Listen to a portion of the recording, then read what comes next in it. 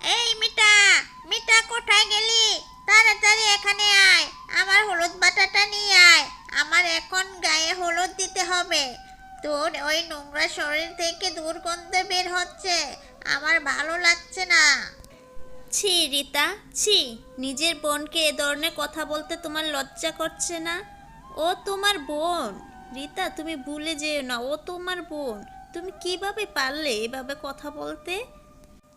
ও কি সত্যি আমার বোন মা? ওর গায়ের রং এত কালো আর আমি কি ফর্সা, তুমি দেখো। ও কি সত্যি আমার বোন? ও কি সত্যি তোমার মেয়ে, নাকি কোথাও থেকে ওরে কুড়িয়ে নিয়ে এসেছো? সত্যি করে বলো তো মা। আমার গায়ের রঙের সাথে ওর তো কোনোই মিল নেই। রিতা, এটি কোন ধরনের কথা? আমি কি তোকে এ কথা শিখিয়েছি? ও সত্যি তোর বোন। ও তোর আপন বোন। রিতা, কথাটা মাথায় রাখি। ঠিক আছে, হইলে হইবে। তুমি ওরে ডাকো, আমার হলুদ বাগটা নিয়ে আসতে বলো। তুমিও না ওর পক্ষে কথা বলো। এই যে বোন, আমি এসে গেছি। তোমার হলুদ বাটা নিয়ে এসেছি। এখান থেকে যত খুশি হলুদ নিয়ে নাও। আচ্ছা মিতা, সত্যি করে বলতো, তোর ওই গায়ের দুর্গন্ধ আমার হলুদের লাগেনি তো? ছি, কি কালো হাত, আর হলুদগুলো এমন দেখা যাচ্ছে কেন? এই হলুদ আমার গায়ে মাখলে তো আমার গার সৌন্দর্য সব নষ্ট হয়ে যাবে। তোর ওই হাতের কালো একদম রং দেখ, হলুদে লেগে গেছে। এভাবে কথা বলো না বোন।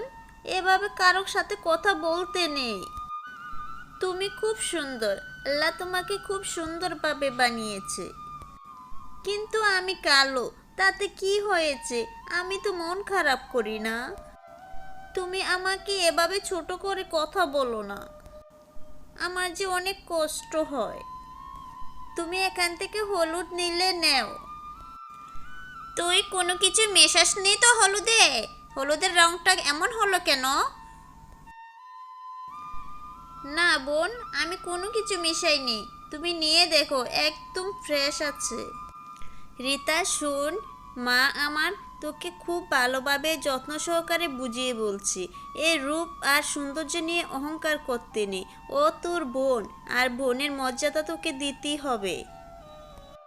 আর এভাবে সৌন্দর্য আর রূপের অহংকার দেখালে একদিন এর পরিণাম খুব খারাপ হবে। তাই আগে থেকে বলে রাখছি, তুই এত অহংকার।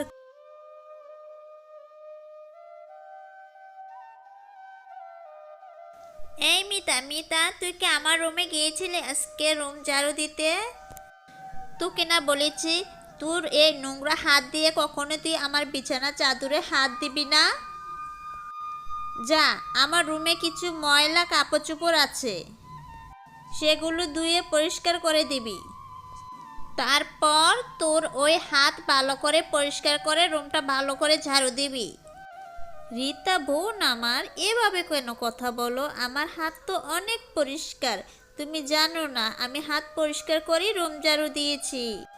তোমার কাপড় চোপড় তো ময়লা হয়নি বোন। কিছুদিন আগেই তো ওইগুলো পরিষ্কার করে রেখেছিলাম।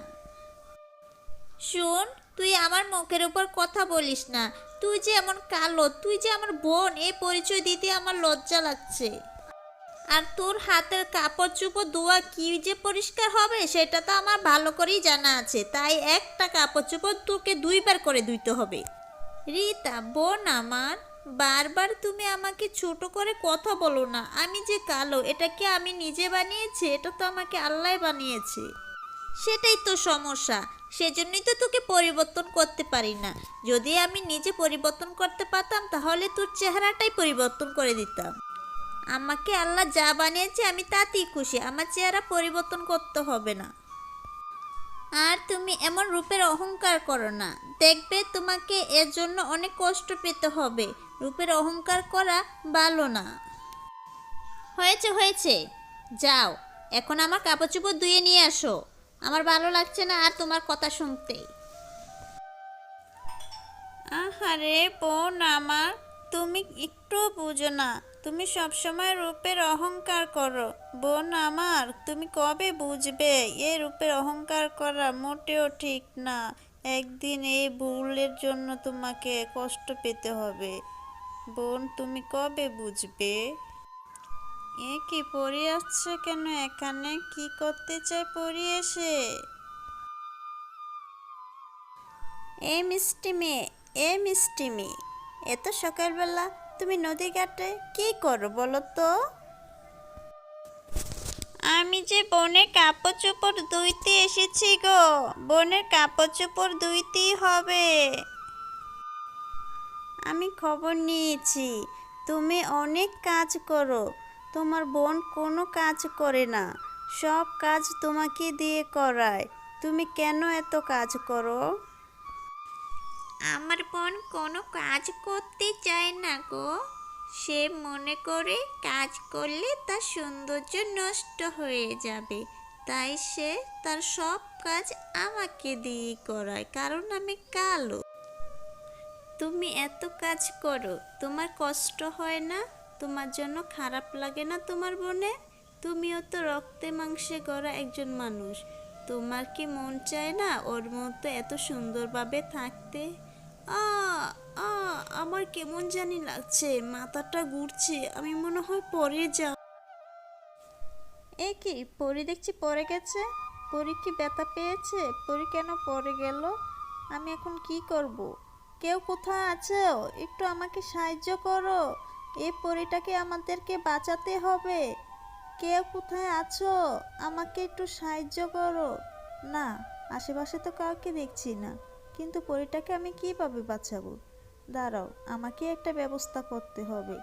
এই যে দিচ্ছি, আমি এখান থেকে পানি দিচ্ছি। এই পানি দিয়েই আমি পরিটাকে বাঁচাবো। আমি তো শুনেছি কেউ অজ্ঞান হয়ে গেলে পানি দিলে তার জ্ঞান ফিরে। দাঁড়াও, আর একটু, তুমি সুস্থ হয়ে যাবে। আমি তোমাকে পানি দিয়ে একদম সুস্থ করে দিচ্ছি। তোমার কি হয়েছে? হঠাৎ কেন তুমি মাথা ঘুরে পড়? এ কি পরি সুস্থ হয়েছে? আমি কি খুশি, অবশেষে পরিটাকে সুস্থ করতে পেরেছি। তোমার কি হয়েছিল পরি, একটু আমাকে বলো না, তুমি কেন মাথা ঘুরে পড়ে গিয়েছিলা?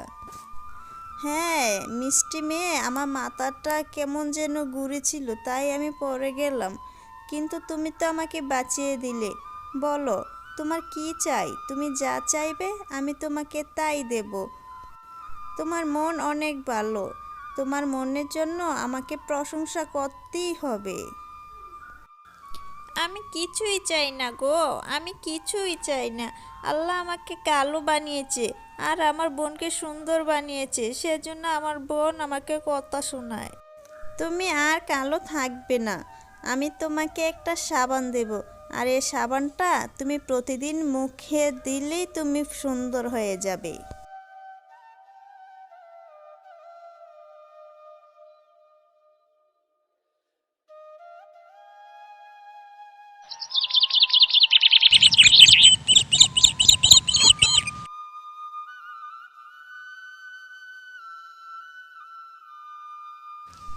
মা মা, দেখো তোমার মেয়ে কি যেন দিয়েছে, এত ফর্সা হয়ে গেছে কিভাবে?